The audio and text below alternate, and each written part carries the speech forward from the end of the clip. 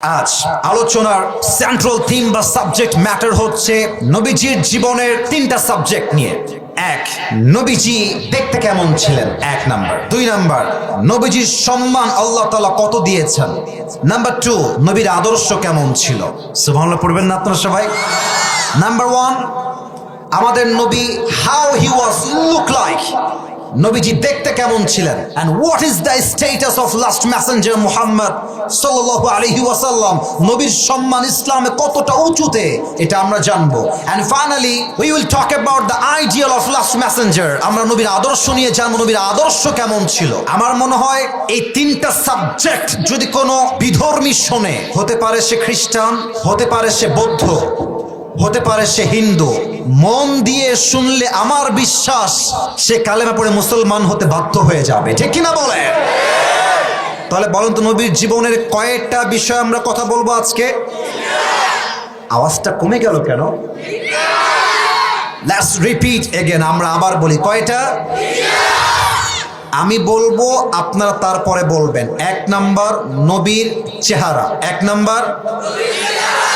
দুই নাম্বার, নবীর সম্মান। দুই নাম্বার। তিন নাম্বার, নবীর আদর্শ। তিন নাম্বার। শুরু করছি, আল্লাহর রাসূল দেখতে কেমন ছিলেন। ফার্স্ট অফ অল, আল্লাহর হাবিব সাল্লাল্লাহু আলাইহি ওয়াসাল্লাম একজন সুঠাম দেহের মানুষ ছিলেন, হ্যান্ডসাম একজন মানুষ ছিলেন, সুদর্শন একজন যুবক ছিলেন। He was a very powerful, energetic boy. তার গায়ের শক্তি এত বেশি, আল্লাহর হাবিব নিজেই বলতেন, আমার ডান হাতে আল্লাহ তাআলা জান্নাতি 40 জন যুবকের শক্তি ঢুকিয়ে দিয়েছে। সুবহানাল্লাহ।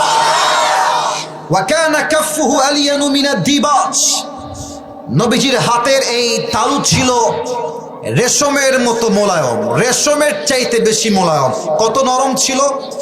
সাহাবীরা যখন হাত মিলাতেন, আসসালামু আলাইকুম মুসাফাহা, নবীর হাত এত নরম ছিল, এত মোলায়েম ছিল, নবীর হাত একবার যে ধরতো সে আর ছাড়তে চাইতো না, ধরে রেখে দিত এমনি। আর নবীর ভালোবাসা এত গভীর ছিল যে নবীর হাত ধরে রাখতো, নবীজি হাতটা ছড়াইতেন না যতক্ষণ পর্যন্ত সে না হাত হটাতো, নবীজি তার নিজের হাত হটাই ফেলতেন না। সুবহানাল্লাহ পড়বেন না আপনারা? সফটার দ্যান সিল্ক, নবীর হাতের তালু ছিল রেশমের চাইতে বেশি মোলায়েম। ওয়া কানা রাবাআতাম মিনাল কওম লাইসা বিতাওয়িল ওয়ালা বিলকাসির, the prophet was medium of height, neither tall nor short. নবী ছিলেন একজন মাঝারি হাইটের যুবক, খুব বেশি লম্বা না তাল গাছের মতো, আবার খুব বেশি বাটুও না। দেখবেন বেশি লম্বা হইলেও ভালো লাগে না, বেশি বাটু হইলে মেয়েরা আবার বিয়ে করতে চায় না। হাসলেন কেন? কথা আমি ভুল বললাম না ঠিক বললাম? বলেন না। আচ্ছা, বেশি লম্বা হইলে দেখতে তাল গাছ মনে হয়। দেখবেন যে এত লম্বা কিছু মানুষ আছে, দেখতে গেলে টুপি পড়ে যাওয়ার সম্ভাবনা আছে। আবার কিছু লোক এত হাইটে ছোট, দেখতে বাচ্চার মতো মনে হয়। আমার নবী গুঠুও ছিলেন না, অতিরিক্ত লম্বাও ছিলেন না। হি ওয়াজ আ মিডিয়াম অফ হাইট, মাঝারি গঠন একজন যুবক ছিলেন। আমার নবী গায়ের রং কেমন ছিল? হাদিসে আসছে, ওয়া কানা আযহারাল লাওন, নবীর গায়ের চেহারার রং ছিল ব্রাইট কালার, সাদা সুন্দর। সুবহানাল্লাহ পড়বেন না? তবে একটা ব্যাখ্যা আছে, একটা ব্যাখ্যা আছে। সাদা সুন্দর বললেই নবীর চেহারার রঙের বর্ণনা দেওয়া যাবে না। অনেকে ভুল বোঝে, অনেকে বলে সৈয়দনা ইউসুফ আলাইহিস সালাতু ওয়াস সালাম বেশি সুন্দর ছিলেন। না, ভুল কথা। উনি সুন্দর ছিলেন, তবে আমার নবীর মতো সুন্দর ছিলেন না। ব্যাখ্যাটা বোঝেন, ব্যাখ্যাটা বোঝেন। আচ্ছা দেখেন তো, আচ্ছা একটা কথা বলবো, মুরব্বীরা যারা এসেছেন, আপনারা আমার কথায় রাগ করবেন না আব্বাজান, আমি যেটা বোঝাচ্ছি এটা আপনারাও বুঝবেন, যুবকরা একটু ভালো বুঝবে কথাটা। আচ্ছা, আমি দুইটা দেশের নাম বলছি, এক হচ্ছে পাকিস্তান, আর এক হচ্ছে অস্ট্রেলিয়া। নাম তো শুনছেন নাকি? নাম শুনছেন না সবাই? আচ্ছা, পাকিস্তানের মেয়েরা হচ্ছে লাবণ্যময় সুন্দর, আর অস্ট্রেলিয়ার মেয়েরা হচ্ছে সাদা সুন্দর। এবার আপনারা আমাকে উত্তর দিবেন। একজন মেয়ে সামনে পুরোটাই ধবধবে সাদা, আর একজন লাবণ্যময় সাদা, লাবণ্যময় সুন্দর। আপনি কি ধবধবে সাদা সুন্দরীকে বিয়ে করবেন, না লাবণ্যময় সুন্দরীকে বিয়ে করবেন? আমার নবীর চেহারা সাদা রং নয়, আমার নবীর পুরো চেহারার গায়ের চামড়া চুল লাবণ্যময় সুন্দর। সুবহানাল্লাহ। আসলে সত্য কথা বলতে নারীর চেহারার দাম আছে, পুরুষের চেহারার দাম নাই। পুরুষের টাকা থাকলেই পুরুষের দাম আছে। কথাটা খুব গভীর, যারা বোঝার বুঝে গেছেন আপনারা। পুরুষ যতই সুন্দর হোক, টাকা নাই তার কোনো পরিচয় নাই, তাই না ভাই? পুরুষ কালো, দেখতে হাইটে ছোট, চেহারা আহামরি সুন্দর না, पैसा बहुत ज्यादा है। মেয়েরা বলবে যুবক মানুষ একটু সুন্দর কম হলে হবে, সমস্যা নেই, বিয়ে করা যাবে। আর একজন ছেলে দেখতে অনেক সুন্দর, very strong, very handsome boy, টাকা নাই, দেখবেন মেয়ের বাপ মেয়েকে বিয়ে দেওয়ার জন্য রাজি হবে না। যুবক ভাইরা ঠিক কিনা বলে? আমার নবী ছিলেন লাবণ্যময় সুন্দর, নবীর চেহারা এত সুন্দর ছিল। আয়েশা রাদিয়াল্লাহু তাআলা আনহা বলতেন, নবী যখন আমার ঘরে প্রবেশ করতেন মনে হতো চাঁদের একটা আলো আমার ঘরে প্রবেশ করেছে। সুবহানাল্লাহ। এবার আসেন নবীর চুলটা কেমন ছিল। নবীর চুলটা কেমন ছিল আমার দুই হাত একটু খেয়াল করবেন। আমার দুই হাত দেখা যায়? কথা না বললে বুঝি কেমন করে দেখা যায়? আমি হাত দিয়ে হাদিসটা ব্যাখ্যা করব। নবীর চুল কখনো থাকতো কানের লতি বরাবর, কখনো কাঁধ বরাবর। কাঁধ বরাবর মানে কি? বাবরি চুল। এবার তো যুবকরা খুব খুশি, হুজুর লম্বা চুল রাখার দলিল পেয়ে গেছি। সোনামণি বুঝতে হবে, এটার মানে টিকটক কাটিং নয়, এটার নাম বাবরি কাটিং, এটা টিকটক কাটিং নয়। ঠিক কিনা বল? টিকটক কাটিং কেমন? বাবারা যারা এসেছেন দেখেন তো আমার কথা মিলে কিনা। এলাকায় দেখবেন কিছু ছেলে পেলে আছে, আব্বা যান একটু খেয়াল করবেন, দেখবেন যে চুল এই পাশেও নাই, দেখবেন এই পাশেও নাই, মাঝখানে দেখবেন লম্বা লম্বা সজারুর মতো খাড়া খাড়া চুল আছে না নাই? আর কি বলবো দুঃখের কথা, এই মেয়েদের রুচি এত খারাপ হয়ে গেছে, দিনদার ছেলে পছন্দ হয় না, দাড়িওয়ালা পছন্দ হয় না, সব মেয়েদের আজকাল গাঞ্জাখোর বেশি পছন্দ হয়। আমি দেখেছি যুবকদেরকে টিকটক করতে করতে গাঞ্জা খাইতে খাইতে জীবন শেষ, এরাই মেয়েরা পছন্দ করে। আর দাড়িওয়ালা যুবক, দিনদার যুবক, পাঁচ ওয়াক্ত নামাজি যুবক, তাকে দেখলে অনেক মেয়েরা নাক ছিটকায়। আমার কথাই স্পষ্ট, যেই মেয়ে তোমাকে নবীর সুন্নাহের দাড়ির জন্য বিয়ে করতে চায় না, সেই মেয়ে তোমার বাড়ির বউ হওয়ার কোনো যোগ্যতাই রাখে না। যেই মেয়ে তোমাকে নবীর সুন্নাহের দাড়ির জন্য বিয়ে করতে চায়, সেই তোমার বাড়ির বউ হওয়ার যোগ্যতা রাখে। ঠিক কিনা বলেন? এবার বলেন তো, আমার নবীর মুখে লম্বা লম্বা চাপ দাড়ি ছিল কি ছিল না? আমার নবীর মতো সুন্দর এই তল্লাটে দ্বিতীয় আর কেউ কি হতে পারে? চাঁদের চেয়ে সুন্দর তুমি, নবী আমার কামলিওয়ালা, দো জাহানের বাদশাহ তুমি, প্যারা নবী সাল্লে আলা, দো জাহানের বাদশাহ তুমি, প্যারা নবী সাল্লে আলা, চাঁদের চেয়ে সুন্দর তুমি, নবী আমার কামলিওয়ালা। সুবহানাল্লাহ পড়বেন না? শেষ কথা, নবীর পিঠের বাম দিকে কাঁধের উপরে কানা কাতিফাইহি খাতামুন নবুওয়াহ। এই হাদিসটা একটু মনোযোগ দিবেন। আপনারা যে এত মনোযোগ দিয়ে ওয়াজ শুনতেছেন, আমার মনে হচ্ছে নওগাঁর প্রত্যেকটা কোরআন প্রেমিক পাখিগুলো আমার সামনে চাতক পাখির মতো বসে তাফসীর শুনছে। কানা কাতিফাইহি খাতামুন নবুওয়াহ, নবীর পিঠের বাম দিকের কাঁধের উপর একটা মোহরুন নবুওয়া ছিল। ব্যাখ্যা দিচ্ছি, একটু ভালো করে বুঝবেন। হালকা উঁচা, হালকা উঁচা, দেখতে কেমন ছিল? কিছুটা লালচে লাল। আর এই মোহরুন নবুয়ার উপরে হালকা কয়েকটা চুল ছিল। একবার একজন সাহাবী এসে বলছে, রাসূলুল্লাহ ইয়া হাবিবাল্লাহ, আপনার বিরুদ্ধে আমার একটা অভিযোগ আছে।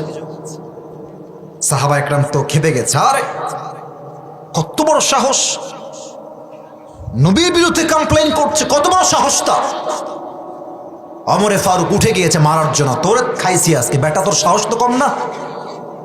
নবীজি বলছে ওমর বসো বসো, ওকে বলতে দাও, দাঁড়ান কি বলবেন বলেন। বলছে ইয়া রাসূলুল্লাহ ইয়া হাবিবাল্লাহ, আপনার কাছে আমি একটা জিনিস পাই, আমার হক আছে। নবীজি বলছে তোমার আবার কিসের হক? আমি তো টাকা পয়সা ধার নি তোমাদের, তোমার হকটা কোথায়? বলছে ইয়া রাসূলুল্লাহ ইয়া হাবিবাল্লাহ, যুদ্ধের ময়দানে যুদ্ধ করার সময় এক কাফের আপনাকে অ্যাটাক করতে এসেছিল, ওই কাফেরকে আপনি যখন আঘাত করতে যাবেন সে আঘাতটা মিস্টেকলি আমার পিঠে লেগেছে, ওই আঘাতটা আমার গায়ে লেগেছে। আজকে ওই আঘাতটা আমি আপনাকে ফেরত দিতে চাই, আমি আপনাকে এই হকটা আদায় চাই আপনার থেকে। এই কথা শুনে ওমরে ফারুক তো আর সহ্য করতে পারে নাই। আরে তুমি নবীর গায়ে হাত তুলো, তোমার এত বড় সাহস, বেটা এদিকে আয়। নবীজি বলছে ওমর চুপ থাক, একদম চুপ, কোনো কথা নাই, এদিকে আসো। ওই সাহাবী আসছে, নবীজি বলছেন তুমি তোমার কাজ করো। ওই সাহাবী ডাক দিয়ে বলছে ইয়া রাসূলুল্লাহ ইয়া হাবিবাল্লাহ, এমন করে করলে আমার হক আদায় হবে না। যুদ্ধের ময়দানে যখন আমার গায়ে আঘাত লেগেছিল, আমার গায়ে কোনো কাপড় ছিল না, আমার দেহে কোনো জামা ছিল না, নিচে জামা ছিল, উপরে আমার দেহটা উলঙ্গ ছিল, আমি জামাবিহীন ছিলাম। অতএব আপনি যদি হকটা আদায় করতে চান আপনাকে আপনার এই জামাটা খুলতে হবে। ওমরে ফারুকের চোখ তো লাল হয়ে গেছে। বেটা প্রথমে বললি অভিযোগ, দ্বিতীয়বার বললি গায়ে হাত তুলবি, তৃতীয়বার বলছিস জামা খুলতে হবে, তোরে খাইছি আজকে। এক লাফ দিয়ে উঠে আসছে। নবীজি বলছে ওমর বসো, বান্দার হিসাব বড় কঠিন। নামাজ পড়বেন না আল্লাহ মাফ করতে পারে, যাকাত দিবেন না আল্লাহ মাফ করতে পারে, হজ করবেন না আল্লাহ মাফ করতে পারেন, এটা আল্লাহর হক। বাট বান্দার হক যে নষ্ট করবে, বান্দা মাফ না করলে আল্লাহ কখনো মাফ করবে না, ঠিক কিনা বলে? ওকে ওর কাজ করতে দাও। আমার দিকে একটু খেয়াল করবেন, বামের ভাইয়েরা একটু খেয়াল করবেন। নবীজি তার দেহের জুব্বাটা পেছন দিক থেকে হালকা উঠিয়েছেন, এই পর্যন্ত উঠেছে, এই পর্যন্ত জাস্ট খুলবেন। যখন জামাটা এখান থেকে উঠিয়েছেন, বাম দিক থেকে মোহরুন নবুয়া জাস্ট আ লিটল বিট হালকা বের হয়েছে।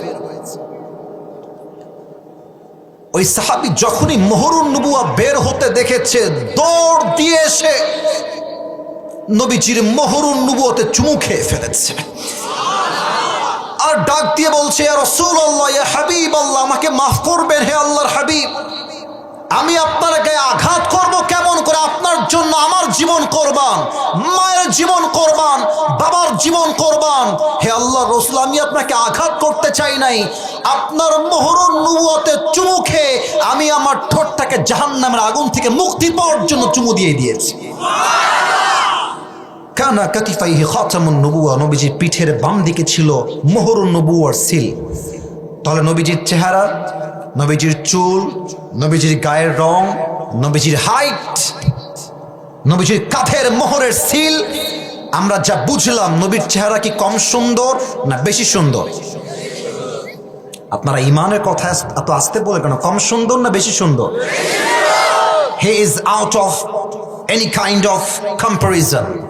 কোনো দিক থেকেই আমার নবীর সঙ্গে কারো কোনোভাবেই কোনো তুলনা হতেই পারে না। Beyondless, bottomless, boundless, he is totally out of any kind of comparison. আমার নবীর চেহারার মতো পুরো পৃথিবীর সমস্ত চেহারা এক করলেও আমার নবীর চেহারা সবচেয়ে বেশি সুন্দর হয়ে যাবে, ঠিক কিনা বলে? এক নাম্বার ছিল নবীজির চেহারা কেমন, এক নাম্বার শেষ। 2 নাম্বার শুরু করতে চাই, তবে তার আগে তাকবীর দিব সবাইকে নিয়ে। এটা কাশি দেন মাশাআল্লাহ।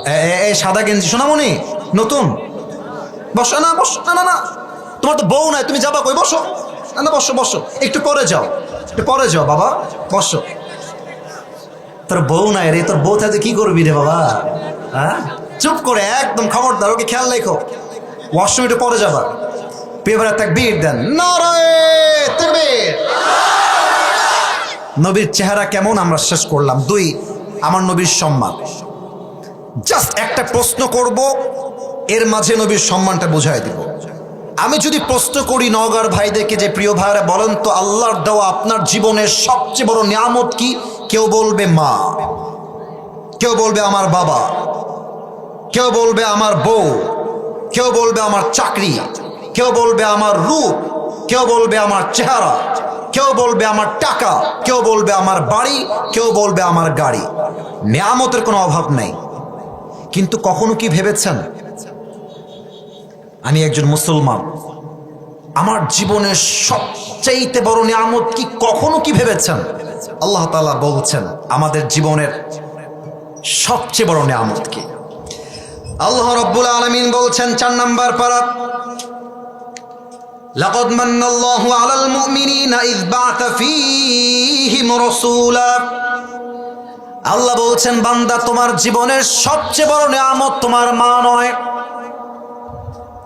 তোমার জীবনের সবচেয়ে বড় নিয়ামত তোমার বাবা নয়, তোমার জীবনের সবচেয়ে বড় নিয়ামত তোমার চোখ নয়, তোমার জীবনের সবচেয়ে বড় নিয়ামত তোমার হাত নয়, বাড়ি নয়, গাড়ি নয়, টাকা নয়, অর্থ নয়, সম্পদ নয়।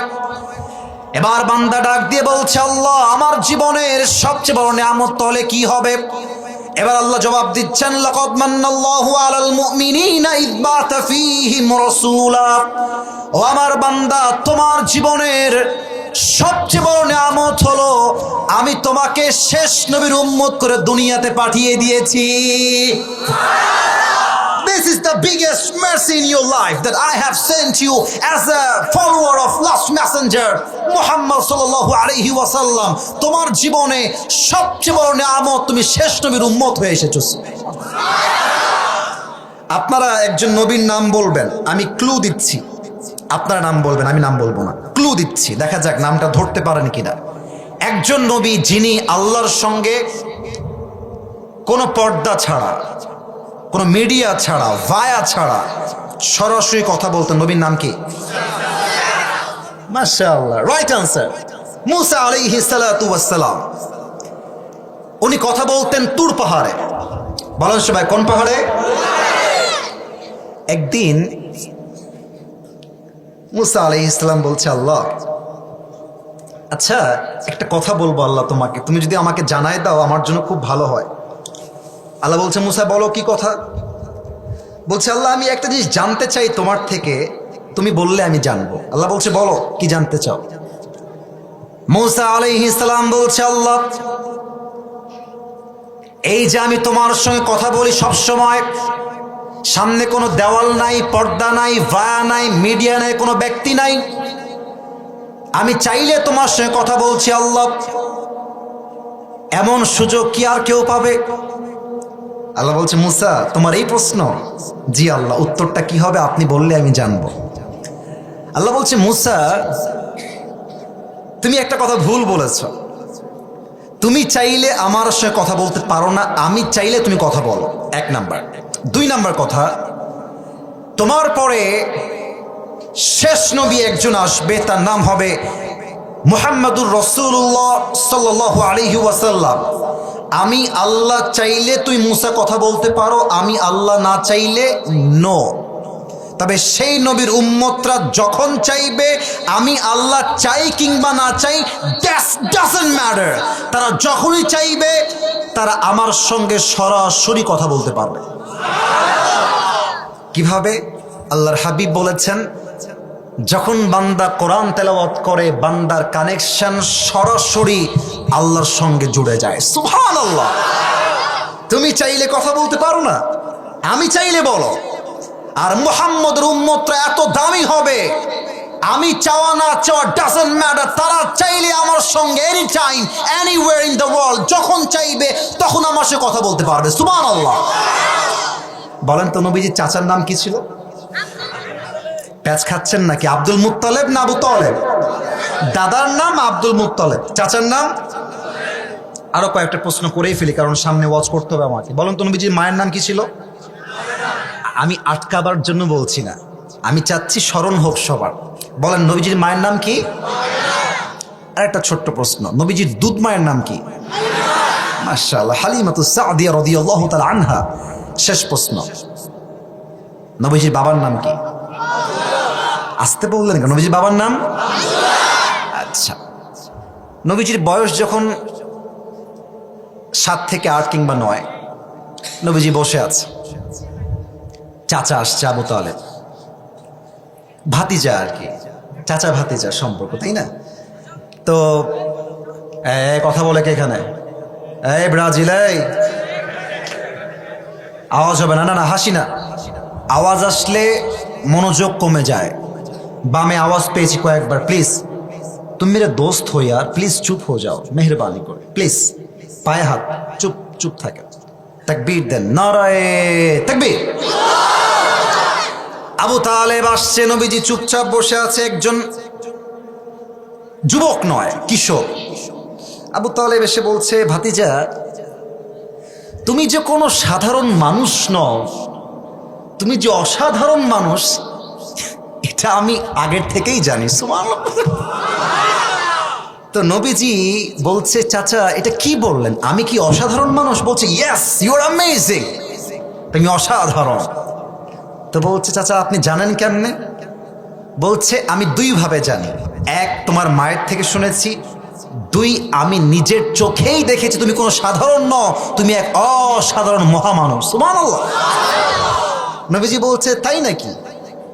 আম্মা বলেছে আমার ব্যাপারে? মা কি বলেছে আমাকে বলেন চাচা, মা কি বলেছে আমার ব্যাপারে?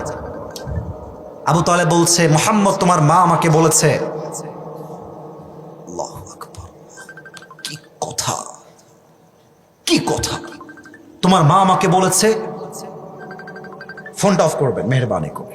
তোমার মা বলেছে যখন সন্তান কোনো মায়ের গর্ভে আসে 10 মাস 10 দিন মা তার পেটের ব্যথার যন্ত্রণায় ঘুমাতে পারে না, খেতে পারে না, উঠতে পারে না, কিন্তু তুমি তোমার মায়ের গর্ভ থেকে নিয়ে আসা পর্যন্ত 10 মাস 10 দিন তোমার মা তার গর্ভে তুমি আসার পরে বিন্দু পরিমাণ কোনো ব্যথা অনুভব করে নাই। সুবহানাল্লাহ। আসতে পড়লেন কেন? আরে আওয়াজ দিয়ে কোন সুবহানাল্লাহ। চাচা আর কি শুনেছেন আমাকে বলেন, আমাকে বলেন চাচা কি শুনেছেন? আর বলছে, মুহাম্মদ তুমি যখন তোমার মায়ের গর্ভে এসেছো, তোমার মা কুয়ার থেকে পানি নেওয়ার জন্য রশি আর বালতি নিয়ে গিয়েছে। অন্যদিন রশি বালতিতে আটকে পানি উঠাইতে হয়, তুমি তোমার মায়ের গর্ভে আছো আর কুয়ার পানি অটোমেটিক নিচের দিক থেকে উপরে উঠে চলে এসেছে। চাচা আর কি শুনেছেন? আবু তালেব ডাক দিয়ে বলছে, ভাতিজা তোমার মা বলেছে তুমি যখন তোমার মায়ের গর্ভে ছিলে, তোমার মা রাস্তায় হাঁটতে শুরু করেছে, রাস্তায় প্রচন্ড রোদ, রোদের তাপে মানুষের ঘিলু হয়তো বা টকবক করে ফুটছে, এত রোদের প্রচন্ড তাপ। তুমি তোমার মায়ের গর্ভে আছো, হঠাৎ করে সব রোদ দূর হয়ে গিয়েছে, একটা মেঘ তোমার মায়ের মাথার উপরে দাঁড়িয়ে ছায়া দেওয়া শুরু করে দিয়েছে।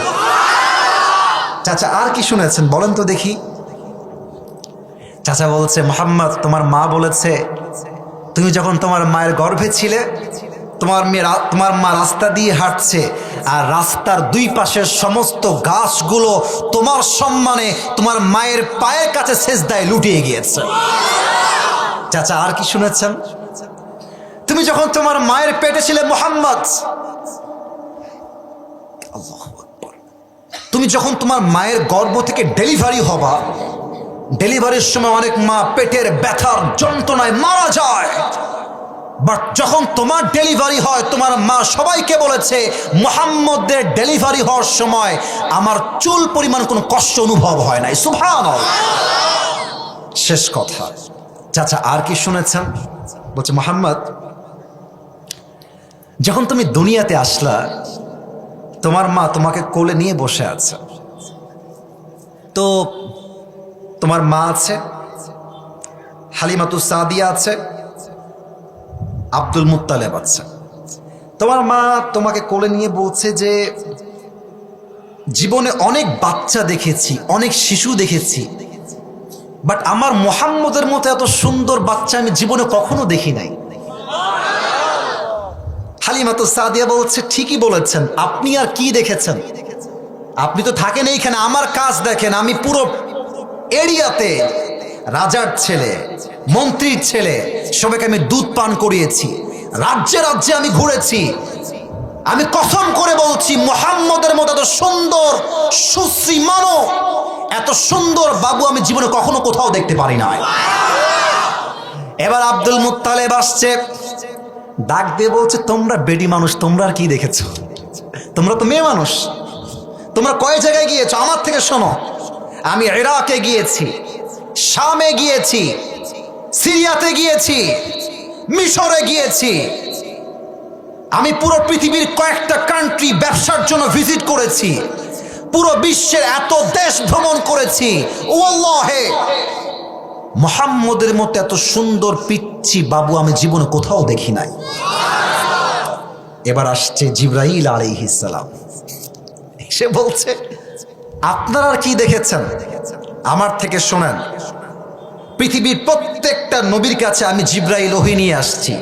আদম আলাইহিস সালামকে জান্নাতে দেখেছি, ইউসুফ আলাইহিস সালামকে কুয়ার মধ্যে আমি ধরেছিলাম, ইউনুস আলাইহিস সালামকে মাছের পেটে দেখেছি, ইব্রাহিম আলাইহিস সালামকে আগুনে দেখেছি। আমি জিবরাইল ঈসা আলাইহিস সালামকে দুনিয়ার থেকে আকাশে নিয়ে গিয়েছি। এত নবী দেখেছি, এত মানুষ দেখেছি, এত সাহাবী দেখেছি, এত আল্লাহওয়ালা দেখেছি, মুহাম্মদের মতো এত সুন্দর মানুষ আমি কখনো দেখি নাই। আমার নবীর সম্মান বলেন সবাই কম না বেশি? আস্তে কেন বলেন সবাই, কম না বেশি? আমার নবী একমাত্র নবী, যেই নবীকে আল্লাহ তাআলা মৃত্যুর সময়ও সম্মান দিয়েছেন। নবী যেদিন মারা যাবেন, আপনারা সবাই আল্লামা দেলোয়ার হোসেন সাইদি হুজুরের নাম শুনেছেন? আপনারা কি ভয় পাচ্ছেন নাকি আজকে? আগে আমরা সাইদি হুজুরের নাম বললে বলতো রাজাকার। এখানে দল বুঝি না, মত, কোনো কথা নাই। যদি কেউ আমাকে রাজাকার বলে গালি দেয়, সাইদি হুজুরের নাম বলার জন্য পিঠের চামড়া নগামশ একটাও বাকি রাখবেন আজকের মাহফিলে। ওই দিন শেষ। আজহারী সাহেব বলেছিলেন যে রাজাকার রাজাকার খেলার দিন শেষ, এই সব বাঙালি এখন আর খায় না, আর গোনেও না। আর একটা কথা আপনারা রাগ করবেন না বলেই ফেলি, সামনে আমার মিডিয়ার ভাইরাও এসেছেন, আমরা কিন্তু 5 আগস্টের পূর্বে স্বাধীনভাবে কথা বলতে পারি নাই, সত্যি বলছি। আমি রাজনীতি করার জন্য মাহফিলে আসি নাই। ফার্স্ট অফ অল আমি ডিক্লেয়ার দিলাম, আমি কোন রাজনৈতিক ব্যক্তি নই। তবে কিছু কথা না বললে বেঈমান হয়ে যাব আমরা, হক আদায় হবে না। সত্য কথা কি জানেন? 5 আগস্টের পূর্বে মাহফিলে গেলে লিস্ট দেওয়া হতো, হুজুর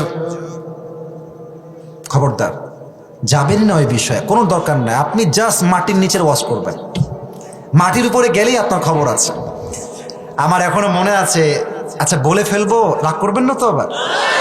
না রাগ করবেন মনে হয়, থাক। একজন পুলিশ ভাইকে আমি ধন্যবাদ জানাই, ভাই দাড়ি রাখেন, তাবলীগ করেন, মাশাআল্লাহ, ভেরি জেন্টলম্যান, খুবই সুন্দর চেহারা, বিয়ে করেছে, 2টা বাবুও আছে, পুলিশ, প্রফেশনালি একজন পুলিশ। আমাকে কয়েকদিন যাবৎ কল দিচ্ছে যে আপনার সঙ্গে একটু কথা আছে, আপনি একটু দেখা করেন।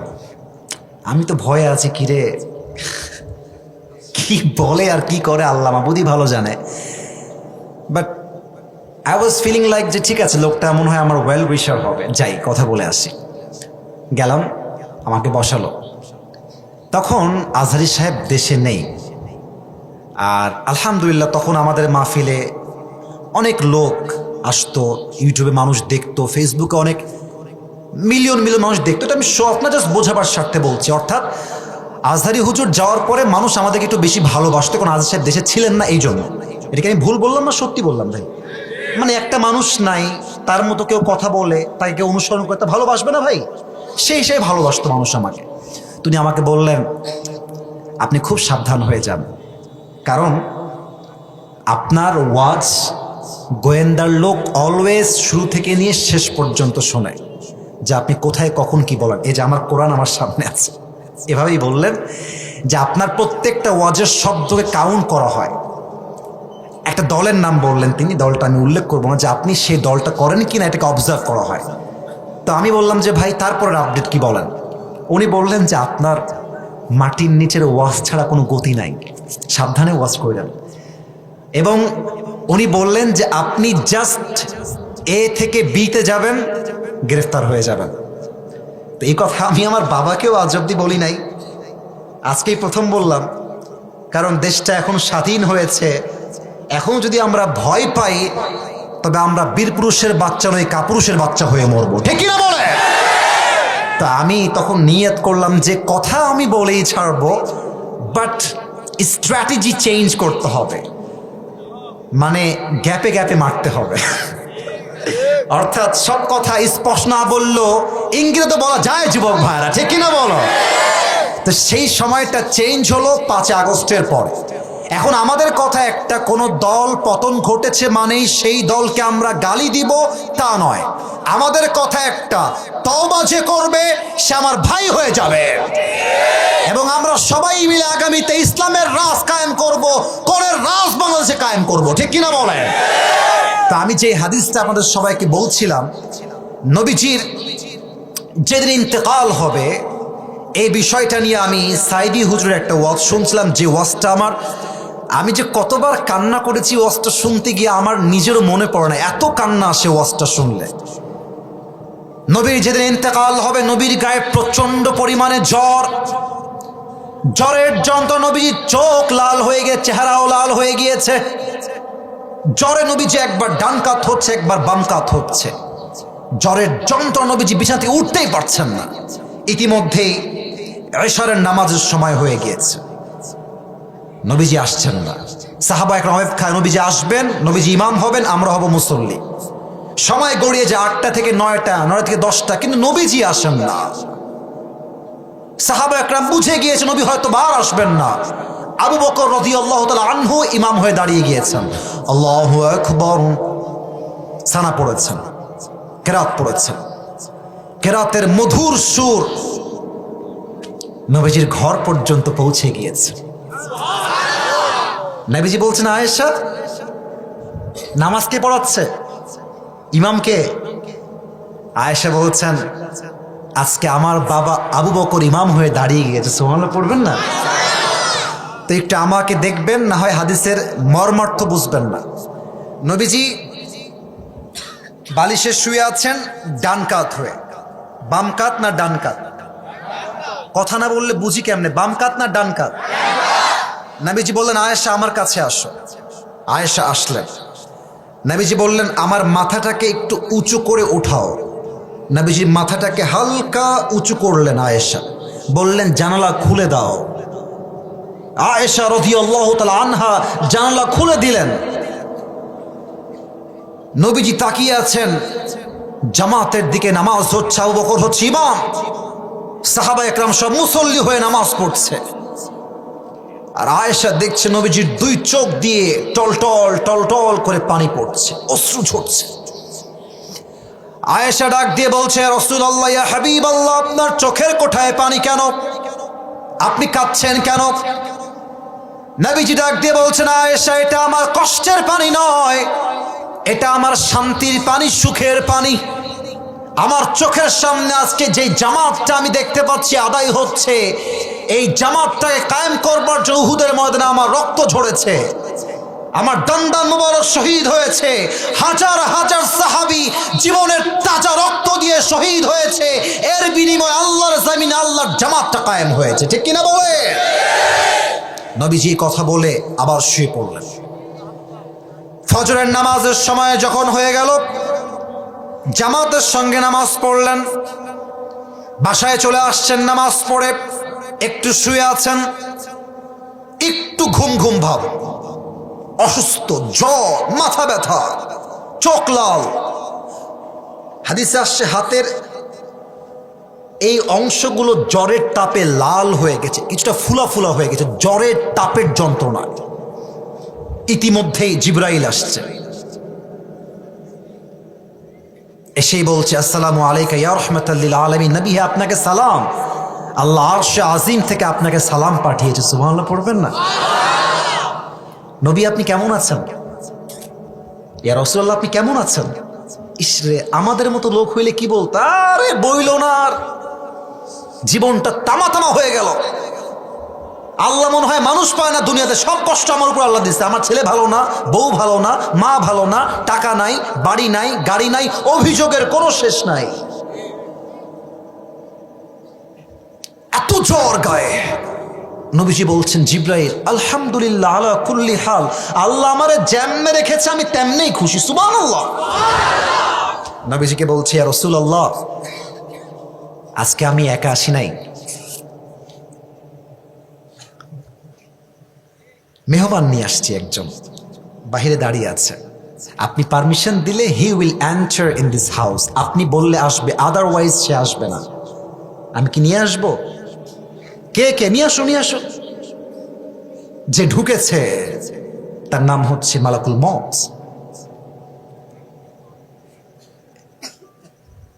মালাকুল মউত নবীর ডান পাশের শিওরে দাঁড়িয়ে প্রথমেই নবীর শানে সালাম পেশ করেছে আর ডাক দিয়ে বলছে, ইয়া রাসূলুল্লাহ, আদম থেকে নিয়ে শুরু করে ঈসা আলাইহিস সালাম পর্যন্ত যত নবী, যত আল্লাহর ওলি, আপনার যত সাহাবী, সবার জান আমি মালাকুল মউত কবজ করেছি, but you are the first man, আপনি প্রথম মানুষ যার কাছে এসে আমি সালাম পেশ করেছি। ইয়া রাসূলুল্লাহ, ইয়া হাবিবাল্লাহ, আপনি প্রথম মানুষ যাকে আমি সালাম দিয়েছি। নবীজি উত্তর দিলেন, বললেন, ওয়া আলাইকুম আসসালাম। নবীজি ডাক দিয়ে বলছে, মালাকুল মউত, কি জন্য আসছো, কি তোমার কাজ, আমাকে বলো। মালাকুল মউত ডাক দিয়ে বলছে, ইয়া রাসূলুল্লাহ, ইয়া হাবিবাল্লাহ, আমি তো নিজের ইচ্ছা আসিনি, আমাকে পাঠাইছে একজন, বলেন সবাই তিনি কে? নবীজি, আমি আপনাকে নেওয়ার জন্য এসেছি, কিন্তু নবী একটা কথা বলবো, আল্লাহ আমাকে বলেছেন, এই মালাকুল মউত, খবরদার, এটা আমার হাবিব, বেয়াদবি যেন না হয়। আমার হাবিবকে বলবা, আপনি কি যেতে চান নাকি থাকতে চান? যদি যেতে চান নিয়ে যাব, যদি থাকতে চান রেখে যাব। তার মানে মৃত্যুটাও নবীজিকে পারমিশন চাচ্ছে যে আমি আপনার কাছে আসব নাকি আসবো না, আপনি বললে আসবো, না বললে গো ব্যাক, ফিরে যাব। তো এখানে তো অনেক যুবকরা বসে আছো, দেখবা যে ঈদ চলতেছে, তোমাদের এখানে দেখলাম একটা মোড় আছে, ওই আসার সময় দেখলাম 5 জন যুবক বসে আছে। একজন নাম হচ্ছে মুরসালিন, আর একজন নাম হচ্ছে ইয়াসিন, আরো 3 জন বন্ধু আছে। একজন যুবক বলছে, এবার চল আমরা ঈদে কক্সবাজারে ঘুরে আসি। তো এখানে কয়েকটা দল হয়ে যাবে, এক দল বলবে যাব, আরেক দল বলবে যাব না। তো মুরসালিনের বেস্ট ফ্রেন্ড হচ্ছে ইয়াসিন, যখনই বলেছে কক্সবাজার যাব, তখন মুরসালিন তাকাবি, ইয়াসিন দেখি রে তুই যাবি? যখনই মুরসালিন বলবে যে ইয়াসিন চল ঘুরে আসি এবার, তখন দেখবেন যে ইয়াসিন বলবে হ্যাঁ হ্যাঁ আমিও যাব, কারণ আমার বন্ধু যাবে। ঠিক কিনা বলেন? তো মালাকুল মউত বলছে, নবী আপনাকে নেওয়ার জন্য এসেছি। এবার নবীজি মালাকুল মউতের চোখের দিক থেকে চোখটা ফিরিয়ে, ডানেই আছে জিব্রাইল। আমার কথা বোঝা যায় ভাই? একটু বলবেন মেহেরবানি করে, আমার কথা কি বোঝা যায়? জিব্রাইল আমার চোখ দেখবেন, ইঙ্গিত। কে কি করব, যাব না থাকবো? জিব্রাইলের মাথা নিচু হয়ে গেছে। জিব্রাইল বলছে, ইয়া রাসূলুল্লাহ, আল্লাহ আপনাকে দেখার জন্য অপেক্ষায় বসে আছে, আপনি গেলেই ভালো হবে, গেলেই ভালো হবে। নবীজি বুঝে গেছেন যে আমার দুনিয়াতে থাকার সময় শেষ। নবীজি বলছে, আইনা আয়েশা, আয়েশা কোথায়, ওকে ডেকে নিয়ে আসো, একটা কথা বলে আমি দুনিয়া ত্যাগ করতে চাই। আইনা আয়েশা, আইনা আয়েশা। আয়েশা দৌড় দিয়ে আসি, ইয়া রাসূলুল্লাহ কি লাগবে বলেন, কি লাগবে আমাকে বলেন। নবীজি ডাক দিয়ে বলছে, আয়েশা তোমাকে কয়েক টুকরা স্বর্ণ দিয়েছিলাম, গোল্ডের টুকরা, সে স্বর্ণগুলো কোথায়? বলছে, নবী খুব যত্ন করে রেখে দিয়েছি, কি করবো আপনি বলেন। বলছে, এখনই সমস্ত স্বর্ণ আল্লাহর রাস্তায় দান করে দেব। নবীজি, থাক না, ওগুলো থাক, ফাতেমার কাজে আসবে, আমার কাছে আসবে, থাক না। আল্লাহু আকবার। নবীজি বলছেন যে না না না, রাখা যাবে না, দান করে দাও। নবীজি কেন দান করব? আমি এমন অবস্থায় মরতে চাই যখন আমার সঙ্গে আল্লাহর সাক্ষাৎ হবে, আমি আল্লাহকে বলবো, আল্লাহ দেখো, তোমাকে নিয়ে দুনিয়াতে গিয়েছিলাম, যাওয়ার সময় আমার হাত খালি ছিল, তোমার কাছে ফিরে এসেছি, তাও আমার হাত খালি নিয়ে ফিরে আসছি। তোমাকে ছাড়া পৃথিবীতে আমি কাউকে রেখে আসি নাই, কিছু নাই আমার, আমি সব দান করে দিচ্ছি আল্লাহর রাস্তায়। আয়েশা দান করে দিলেন। মালাকুল মউত আসছে। যখনই রুহুটা কবজ করবে, দুইটা শব্দ নবীজি শেষবারের মতো বললেন। এক, আসসালাত, আসসালাত, আসসালাত ওয়া মা মালাকাত আইমানুকুম, উম্মতরা যাই করো আর তাই করো, নামাজ ছেড়ে দিও, নামাজ ছেড়ে দিও না, এক নাম্বার। দুই, ওয়া মা মালাকাত আইমানুকুম, তোমার যে দাসী আছে, তোমার কাজের লোক আছে, তার সঙ্গে বাজে ব্যবহার করো না, তোমার জান্নাতের ফয়সালা করে দিবে একজন। বলেন সবাই, তিনি কে? মৃত্যুর সময় সম্মান। মালাকুল মউত বলছে, should I come or not, may I come in or not, আসবো নাকি আসবো না? আপনি আমাকে বলেন, আপনি বললে আসবো, না বললে আসবো। What an amazing status! এর মতো সম্মান দুনিয়াতে আর কারো হতে পারে না, ঠিক কিনা বলে? দুই নাম্বার শেষ। কিন্তু রাত তো 12টা বেজে গেল যে, না থাক, শেষ করে দেই।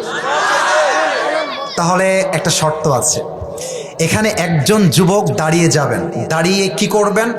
লিল্লাহি তাকবীর বলবেন, বাঘের বাচ্চার মতো। কোন বাঘের বাচ্চা আছেন? দাঁড়িয়ে যান, তাকবীর দিবেন। পারবেন? দেন দেখি। লিল্লাহি তাকবীর, লিল্লাহি তাকবীর, লিল্লাহি তাকবীর। আপনার বউ কনফার্ম? বসেন। মাশাআল্লাহ, বিয়ে করে ফেলেছেন? আর একটা বউ হবে সবার। আপনার বউ আছে নাকি এখানে? এই তো ভয়ে বলছে লাগবে না আমার। বসেন বসেন। আল্লাহ আমার প্রিয় ভাইকে পারিবারিক জীবনের সুখ দান করে, পড়েন সবাই আমিন। 3 নাম্বার ছিল আমার নবীজির আদর্শ। যদিও বা সময় খুবই কম, জাস্ট 10 মিনিটে বলে আমরা শেষ করব। আমার সঙ্গে তাকবীর দেন, আমার সঙ্গে দিবেন এবার। লিল্লাহি তাকবীর। আমি জাস্ট 3টা পার্টে কথা বলবো। এক, নবী বাবা হিসেবে কেমন ছিলেন। 2 নাম্বার, নানা হিসেবে নবীর আদর্শ কেমন ছিল। 3 নাম্বার, নবী স্বামী হিসেবে কেমন ছিলেন। এবার দেখি আপনার উত্তর দেন। 1 নাম্বার বাবা, বলেন সবাই। 1 নাম্বার, 2 নাম্বার, 3 নাম্বার স্বামী। বামে ওই 4 জন কই যায়? এই ছেলে পেলে, ওই সাইডে। আচ্ছা ঠিক আছে, তাহলে ঠিক আছে। আপনাদের যেই পরিমাণ লোক এসেছেন, আপনারা আমাকে পরিস্থিতি এত সুন্দর দিয়েছেন, আমি আপনাদেরকে মন থেকে বললাম, নওগাঁর মানুষ আসলেই সবাই ভদ্র ঘরের সন্তানেরা। আল্লাহ যেন কবুল করে, পড়েন সবাই আমিন। বলেন তো, আমার নবীর একজন মাত্র কলিজার টুকরা মেয়ে ছিল, মেয়েটার নাম কি ছিল? ফাতেমার স্বামীর নাম কি ছিল? শেষ উত্তর। বলেন তো, তাদের 2 জন সন্তান ছিল। 1 নাম্বার, 2 নাম্বার। সুবহানাল্লাহ পড়বেন না আপনারা সবাই? আচ্ছা, ফাতেমার বিয়ের সময় যখন চলে আসলো, নবীজি ডাক দিয়ে বললেন, আমার মেয়েকে কে বিয়ে করবা? প্রস্তাব নিয়ে আসো, কে বিয়ে করবা? প্রথমেই আসছে আবু বকর রাদিয়াল্লাহু তাআলা আনহু। সুবহানাল্লাহ পড়বেন না আপনারা সবাই? আচ্ছা, আপনারা তো সবাই জানেন যে আবু বকরের মেয়েকে বিয়ে করার জন্য আল্লাহর হাবিবকে ওহী দিয়েছে একজন। তিনি কে? এসে বলছে, ইয়া রাসূলুল্লাহ, আমি বিয়ে করতে চাই, আপনি কি বিয়ে দিবেন? নবীজি মাথা নিচু করে ফেলেছেন। নিচু, ইয়েসও বলেন নাই, নো বলেন নাই, মাথা নিচু। আবু বকর বুঝে গিয়েছে আমার সঙ্গে বিয়েটা হবে না, বের হয়ে চলে আসছে। এবার আসছে ওমর ফারুক রাদিয়াল্লাহু তাআলা আনহু, ইয়া রাসূলুল্লাহ, আমি ফাতেমার জামাই হতে চাই, আপনি কি আমাকে চান্স দিবেন কিনা? এবার নবীজি ইয়েসও বললেন না, নো বললেন না, মাথা এবার নিচু, চুপচাপ বসে আছে। ওমর ফারুক সিগন্যাল পেয়ে গিয়েছে, আমারও হবে না, প্রস্তাব রিজেক্টেড, বের হয়ে চলে আসছে। এবার আমার হাতের দিকে তাকিয়ে দেখবেন, কয়টা আঙ্গুল আছে এখানে? বাহিরে 4 জন সাহাবী, নামগুলো বলছি, মাথায় রাখবেন, টুপি পাওয়ার সময় কাজে দিবে। এক হচ্ছে আলী রাদিয়াল্লাহু তাআলা আনহু, আর এক হচ্ছে আব্দুর রহমান বিন আউফ, আর দুইজন সাহাবী বাহির থেকে আসছে, অর্থাৎ ভেতর থেকে বাহিরে আসছে, এক আবু বকর আর এক হচ্ছে ওমরে ফারুক। কথা কি বোঝা যায় নাকি যায় না? দুইজন অলরেডি ছ্যাঁকা খেয়ে বেকা, অর্থাৎ প্রস্তাব কবুল হয় নাই। আবার রাগ করবেন না, আমি জাস্ট বোঝাবার সাথে আমাদের ভাষা বলতেছি। তো আবু বকরের মনটাও খারাপ, ওমরে ফারুক রাদিয়াল্লাহু তাআলার মনটাও খারাপ যে ইস রে, নবীজি রাজি হইল না, খুব কষ্ট লাগলো আমাদের। এবার আব্দুর রহমান বিন আউফ বলছে, আলী বন্ধু শোনো, একটা পরামর্শ দেই, চান্সটা নাও একটু, কাজে লাগে কিনা। বন্ধু তো বন্ধুই, দুষ্টামির শেষ নাই, ঠিক কিনা বলে? মুরব্বী আসতেছেন, ছেলে পেলে তো আজকাল রাস্তাঘাটে বউ বানায় ফেলে, বলে যে এটা তোর আর এটা আমার। স্কুলে ছেলেরা ভাগ করে যে ওই মেয়েটা আমার, হ্যাঁ তাকাবি না কেউ ওর দিকে। আজকালকার তো 5 এর 6 এর মেয়েরা কোনো প্রেম করে বেড়ায়। সমাজ গেছে কোথায়? বিয়ের খবর নাই, প্রেম করে জীবন যৌবন শেষ করে ফেলে, ঠিক কিনা বলে? তো আব্দুর রহমান বিন আউফকে বলছে, বন্ধু তোমার মাথা কি খারাপ? দৌড়ো মিয়া, আমার না আছে বাড়ি, না আছে গাড়ি, না আছে জব, না আছে ব্যবসা, নো আমাকে দিয়ে হবে না বন্ধু, মাফ চাই। আব্দুর রহমান বিন আউফ বলছে, বন্ধু চান্স মারতে দোষ কোথায়? যাও যাও যাও। তো হাদিসে আসছে আলী রাদিয়াল্লাহু তাআলা নবীর কাছে আসছেন, তো একবার এদিক দিয়ে এসে এদিক দিয়ে বের হয়ে যায়, এই পাত দিয়ে ঢুকে এই পাত দিয়ে বের হয়ে যায়। হ্যাঁ আলী আই, কি এদিকে আসো, কি বলবো এদিকে আসো। আসলে আলী আসার আগেই আল্লাহ ওহী পাঠিয়েছেন, ইয়া রাসূলুল্লাহ আলী এখন ফাতেমার বিয়ের প্রস্তাব আপনার কাছে নিয়ে আসবে। সুবহানাল্লাহ। বসো, এখানে বসো, কি বলবা বলো? কিছু নেই, এমনি এমনি কিছু না কিছু। আরে বলো, লজ্জা কিসের, বলো। বলছে, নবী হে আমি আপনার মেয়ে ফাতেমাকে বিয়ে করতে চাই। নবীজি আগের বার ইয়েস তো বলেন নাই, নো বলেন নাই, এবার নবীজি জাস্ট একটা শব্দ বলেছেন। নবীজি বলছেন, আলী ইনশাআল্লাহ। তো আলী আবার ইনশাআল্লাহর অর্থ বোঝে নাই, বাইরে বের হয়ে আসছে। হ্যাঁ বন্ধু কি ব্যাপার, কি খবর? বলছে, বন্ধু আমিও রিজেক্ট হয়ে গেছি বন্ধু, আমার দ্বারা হবে না, প্লিজ যাও, মাফ চাই, হবে না আমার দ্বারা। আরে নবী কি কিছুই বলে নাই, একটা শব্দ বলে নাই? আলী বলছে যে হ্যাঁ বলেছে, খালি ইনশাআল্লাহ, আর কিছু বলে নাই। আব্দুর রহমান বিন আউফ বলছে, বন্ধু তোর মাথার তার ছিঁড়ে আছে। আরে বেটা, নবীর ইনশাআল্লাহ মানে বিয়ে অর্ধেক ডান হয়ে গিয়েছে। সুবহানাল্লাহ। এবার নবীজি আদর্শ বুঝবেন, বাবা হিসেবে আদর্শ কাকে বলে। নবীজি এবার ফাতেমার কাছে আসছে, আইনা ফাতেমা, ফাতেমা কোথায় মা, দৌড় দাও আমার কাছে। ফাতেমা আসছে, আব্বাজান কি হয়েছে, কি ব্যাপার? মেয়ের সঙ্গে বাপের কথা। মায়েরা যারা এসেছেন একটু কান খাড়া করবেন, যারা বাবা এসেছেন কান খাড়া করবেন। মেয়েকে বাবা বিয়ে দিবে, মেয়েকে ডেকেছে। ফাতেমা মা বসো। মা আমি তোমার জন্য একজন পাত্র দেখেছি তোমার বিয়ের জন্য। ফাতেমা বলছে লজ্জায়, মাসমুহ, পাত্রের নাম কি? নবীজি বলছে ইসমুহু আলী, তার নাম হচ্ছে Ali. Do you agree with this proposal? মা তুমি কি একমত নাকি দ্বিমত? তো ফাতেমা আবার ইয়েস নো কিছুই বলে নাই, জাস্ট একটা মুচকি হাসি দিয়েছে। মেয়েরা যদি বিয়ের ক্ষেত্রে মুচকি হাসি দিয়ে দেয়, বুঝতে হবে দাল মে কুছ কালা তো জরুর হ্যায় ইহাঁ পে, ঠিক না? মুচকি হাসি মানেই রাজি। সুবহানাল্লাহ পড়বেন না আপনারা সবাই? এবার দেখেন আদর্শ কাকে বলে। এবার দেখেন ফাতেমার সঙ্গে আলীর বিয়ে হবে, এটা রসুলের সিদ্ধান্ত নয়, এটা আল্লাহর পক্ষ থেকে আগেই সিদ্ধান্ত ফাইনাল হয়ে গিয়েছে। তবুও নবীজি ফাতেমার কাছে এসে বলছে, ফাতেমা তুমি রাজি আছো কিনা? আর আজকালকার বাপ মেয়েকে বিয়ে দেয় গাঞ্জাখোরের সঙ্গে, মেয়ের কাছে পারমিশন নেওয়ার প্রয়োজন মনে করে না। যুবক ভাইরা ঠিক কিনা বল? আপনি মেয়েকে বলবেন যে মা তোকে নওগাঁর মান্দার অমুক যুবকের সঙ্গে বিয়ে দিব, তোকে আমি চাপায়ের একজন যুবকের সঙ্গে বিয়ে দেবো, নাম এই, চরিত্র এই, ক্যারেক্টার এই, কাজ এই, জব এই, বিজনেস এই রকম, তুই করবি কিনা নাকি তুই অন্য কাউকে পছন্দ করিস? আপনি আপনার মেয়ের পছন্দের বাহিরে বিয়ে দিবেন, আপনার মেয়ের পুরো পরিবারের জীবনে মেয়ে কোনো সুখ খুঁজে পাবে না। আগে মেয়েকে বলবেন যে মা তুমি রাজি আছো কিনা। মেয়ে যদি বলে আমি রাজি আছি, আপনি বিয়ে দিবেন। আদারওয়াইজ ইসলাম আপনাকে জোর করে বিয়ে দেওয়ার কোনো ক্ষমতা হস্তক্ষেপ করে নাই, ঠিক কিনা বলে। বাবা হিসেবে আদর্শ মেয়ের থেকে পারমিশন নেবেন। 2-3 ভেরি শর্টকাট বলে শেষ করছি। নবী নানা হিসেবে কেমন ছিলেন বলেন তো? নবীজির 2 নাতির নাম কি কি ছিল? পারফেক্ট। আরেকবার, হাসান এবং। আচ্ছা আপনারা একটা কথা দেখেন তো, মাঝে মাঝে কি আমরা বাচ্চাদেরকে ঘোড়া হয়ে পিঠে উঠাই না? আমি বুঝতে পারি নাই, ঘোড়া হয়ে আমরা। আমার একটা ছোট্ট বোন আছে, আপনারা চিনেন নাকি? নাম হচ্ছে বুশরা। হ্যাঁ বুশরা। আমি নিজেও তাকে ঘোড়ায় চড়িয়ে ঘুরিয়েছি।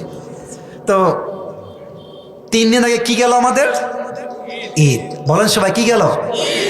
আচ্ছা ঈদ মোবারক দেওয়া যায়, 3-4 দিন গেছে তো সবাইকে বললাম ঈদ মোবারক। বলেন সবাই ঈদ মোবারক।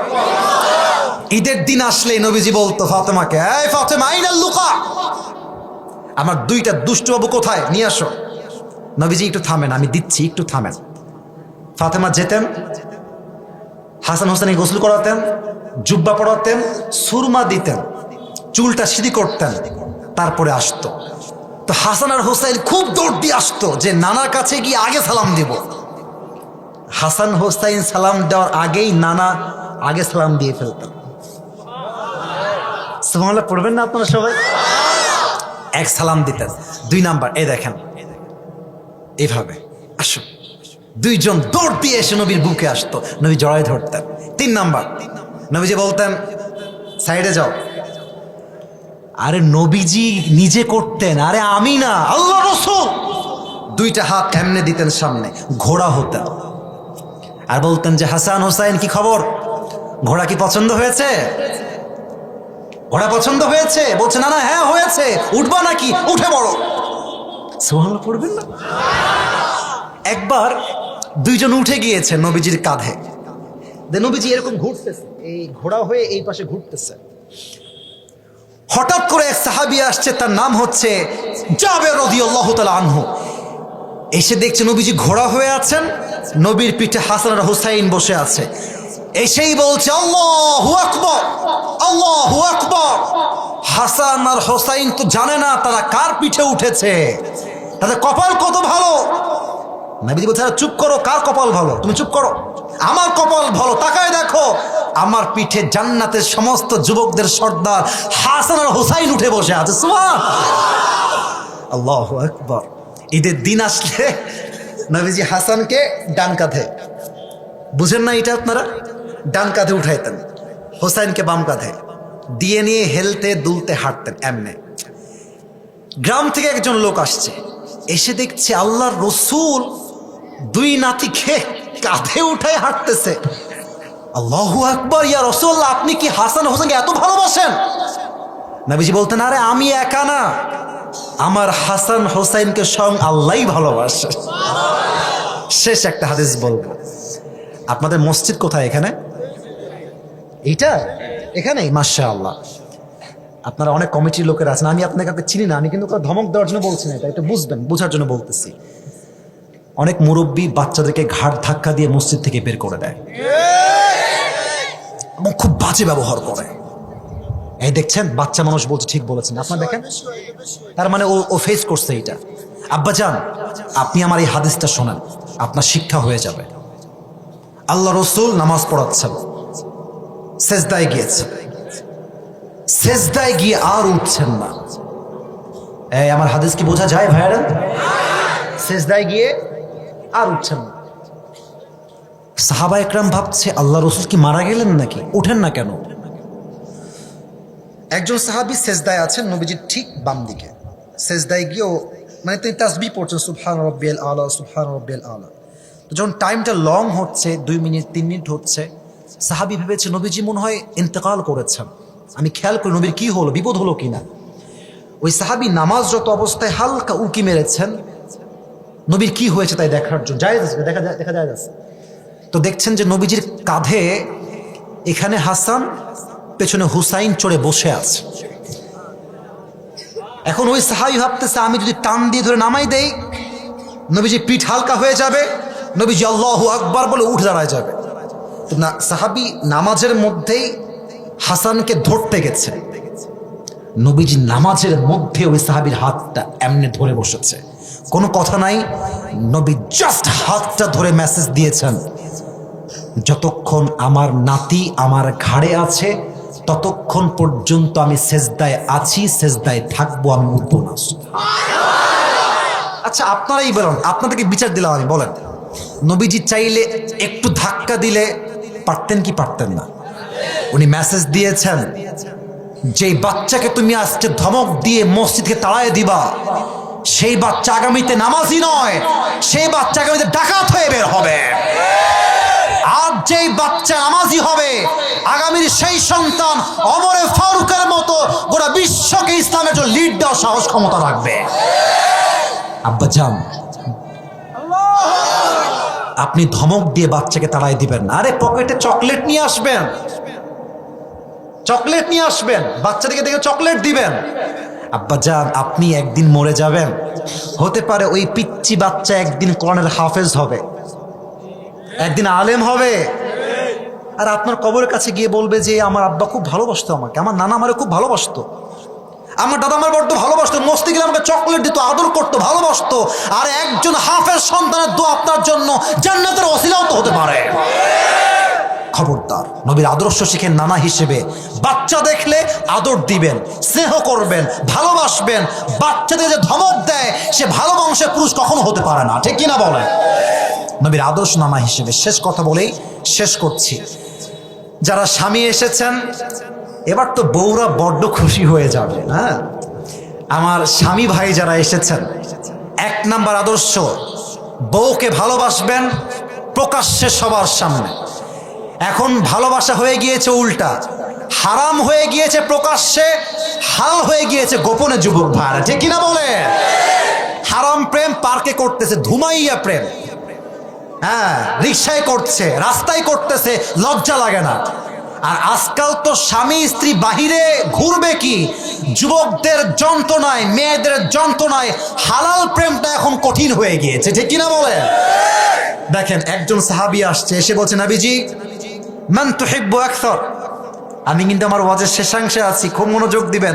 ইয়া রাসূলুল্লাহ, আপনি সবচেয়ে বেশি কাকে ভালোবাসেন? নবীজি বলছে আমি আমার বউ আয়েশাকে সবচেয়ে বেশি ভালোবাসি। সুবহানাল্লাহ বলেন। এই কথা শুনে সাহাবা ইকরামরা লজ্জায় মাথা একদম নিচু হয়ে গেছে যে রাসূল বলল কি, কেমনে বলল? ওই সাহাবী প্রশ্ন চেঞ্জ করে ফেললো, নবী হে সাহাবীদের মাঝে আপনি সবচেয়ে বেশি কাকে বেশি ভালোবাসেন? সুবহানাল্লাহ পড়বেন না আপনারা সবাই? 2 নাম্বার, নবীজি বাসায় আসলে আয়েশার সঙ্গে রান্না করতেন, পেঁয়াজ কাটতেন, মরিচ কাটতেন, আটা ছেনতেন, আয়েশার প্রত্যেকটা কাজ নবীজি নিজেই সাহায্য করে এগিয়ে দিতেন। সুবহানাল্লাহ পড়বেন না? আর নবীজি দিন রাত যখনই দেখা হতো আয়েশাকে বলতো, আয়েশা আমি তোমাকে ভালোবাসি, খাদিজা আমি তোমাকে ভালোবাসি। এটাই নবীর সুন্নাহ। যেই স্বামী তার বউকে ভালোবাসতে পারে সে কাপুরুষের সন্তান নয়, সে বীরপুরুষের সন্তান, ঠিক কিনা? আল্লাহর হাবিব বলেছেন যে স্ত্রীর কাছে সেরা সে আমার কাছে সেরা, যে স্ত্রীর কাছে জঘন্য সে আমার কাছেও জঘন্য। আল্লাহ সবাইকে স্ত্রীর প্রতি ভালোবাসা প্রদর্শন করার তৌফিক দান করুক। পড়েন সবাই আমিন।